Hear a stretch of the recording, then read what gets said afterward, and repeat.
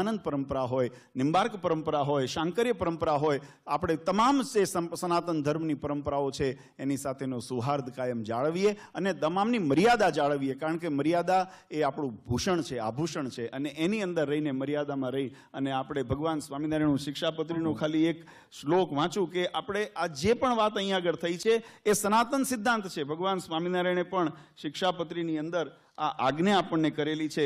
દેવતા તીર્થ વિપ્રાણામ સાધ્વી નામ ચ સતામપી વેદાનામ ચ ન કર્તવ્યો નિંદા શ્રવ્યા ન કચિદી. કદાચ કોઈ આવી નિંદા કરવી નહીં અને કોઈ કરતું હોય તો એને બિલકુલ સાંભળવી નહીં અને સહન કરવી નહીં, એવી ભગવાન શ્રીહરિએ શિક્ષાપત્રીની અંદર આપણને આજ્ઞા કરી છે. એટલે આવા નિંદનીય કાર્યથી, આવી વિકૃતિઓથી પોતાની જાતને રક્ષિત રાખજો અને સદ્ધર્મના માર્ગ ઉપર ચાલીને પોતાના મોક્ષના ભાગી બનો. ભગવાન તમારા સૌનું મંગળ વિસ્તારે એ પ્રાર્થના સાથે ઉપસ્થિત સર્વે સંતો મહંતો પૂજ્ય મહારાજશ્રીના ચરણારવિંદમાં